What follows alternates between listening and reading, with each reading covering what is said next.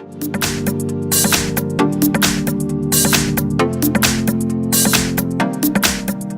I have LYF Flame, and let me show you how to enable your portable hotspot on the following device. So at the very beginning, let's start by using the home screen. Let's use the apps icon.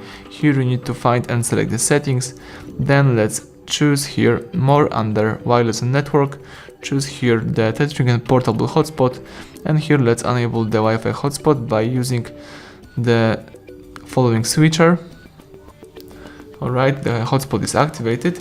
Now you can tap setup Wi-Fi hotspot, and here you can change network name, security type and the password. Tap save if you would like to save it. Here you've got also maximum connections, so you can change it, for example, to 4 and tap save. Alright, here you've got the list of connected devices, and basically that's it.